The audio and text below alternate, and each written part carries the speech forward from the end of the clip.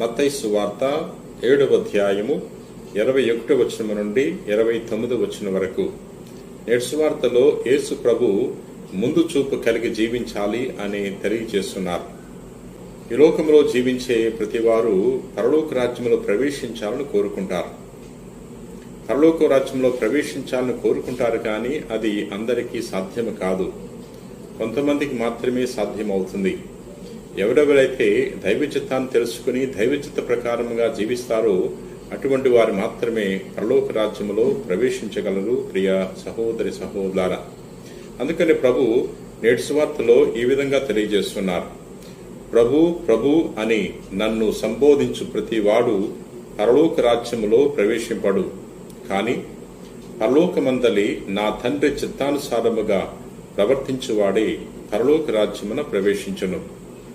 ఎవరెవరైతే తండ్రి చిత్తాన్ని తెలుసుకుని తండ్రి చిత్త ప్రకారముగా జీవిస్తారో అటువంటి వారికి మాత్రమే ఇది సాధ్యమవుతుంది. తండ్రి చిత్తము మనకు ఎలా తెలుస్తుంది అంటే క్రీస్తు ప్రభు యొక్క బోధల ద్వారా. ఎవరైతే ప్రభు యొక్క బోధలు విని ధ్యానం చేసి దాని ప్రకారముగా జీవిస్తారో అటువంటి వారు పరలోక రాజ్యంలో ప్రవేశిస్తారు అని ప్రభు తెలియచేస్తున్నాడు. ప్రియ సహోదరి సహోదరులారా, నేటి సువార్తలో యేసు ప్రభు రాతి పునాది ఇసుక పునాది గురించి కూడా వివరిస్తున్నారు. నా బోధలు ఆలకించి పాటించువాడు తన గృహాన్ని రాతి పునాది మీద నిర్మించుకున్న బుద్ధిమంతుని పోలి ఉన్నాడు. జడివానలు కురిసి వరదలు వెల్లువలై పారినను ఆ ఇల్లు నేలకూలిపోలేదు, స్థిరముగా ఉంటుంది. ఎందుకంటే ఆ ఇల్లు రాతి మీద నిర్మింపబడింది కాబట్టి ఆ గృహానికి ఎటువంటి ఇబ్బంది ఉండదు, ఆ గృహము కూలిపోదు. బుద్ధిహీనుడు ప్రభు యొక్క బోధలు ఆలకించడు. అందుకని ప్రభు బుద్ధిహీనుని ఈ విధంగా పోలుస్తున్నాడు. నా బోధలు ఆలకించి పాటించని ప్రతివాడు తన గృహాన్ని ఇసుక పునాది మీద నిర్మించుకున్న బుద్ధిహీనుని పోలి ఉన్నాడు.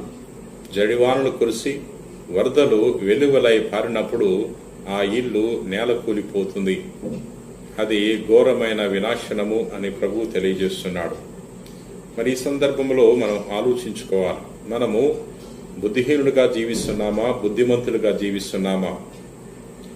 మనము జ్ఞానవంతులుగా జీవించాలంటే, జ్ఞానం పొందుకోవాలంటే దేవుని యొక్క వాక్కును చదివి ధ్యానం చేసుకుని ఆ వాక్కు ప్రకారంగా జీవించినప్పుడు మాత్రమే మనము పరలోక రాజ్యములో ప్రవేశించగలము. ప్రియ సహోదరి సహోదరులారా, అందుచేత ఈ భూలోకములో జీవించే మనము ముందు చూపు కలిగి జీవిద్దాం.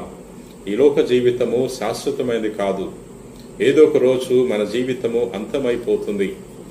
ఈ లోక జీవితము ముగిసిన తర్వాత మనము పరలోక రాజ్యములో ప్రవేశించగలగాలి.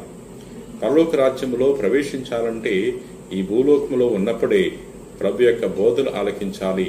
ప్రభు యొక్క బోధలు ఆలకించి పాటిస్తేనే మనము ప్రభు యొక్క రాజ్యములో ప్రవేశించగలము. ప్రియ సహోదరి సహోదరులారా, ప్రార్థన చేసుకుందాం. ప్రేమ కలిగిన ప్రభువా, దయగిన సర్వేశ్వర, నేటి వాక్యము ద్వారా మాతో మాట్లాడినందులకు నీకు వేలాది వందనాలు. ప్రభువా, ఈ భూలోకములో జీవించే మేము జ్ఞానము కలిగి జీవించటానికి నీ యొక్క కృపావరములను కుమ్మరించండి. ఈ లోకములో దైవ చిత్తాన్ని తెలుసుకుని దైవ చిత్త ప్రకారముగా జీవించటానికి కావలసిన నీ కృపావరములను అనుగ్రహములను కుమ్మరించమని వేడుకుంటున్నాను. ప్రభు, ఈ రోజున ఎవరెవరైతే ఈ వాక్యాన్ని ఆలకించి ప్రార్థన చేయుచున్నారో అటువంటి వారందరినీ కూడా పేరు పేరున దీవించమని మా నాథుడైన క్రీస్తు ద్వారా మనవి చేయుచున్నాం తండ్రి. ఆమేన్.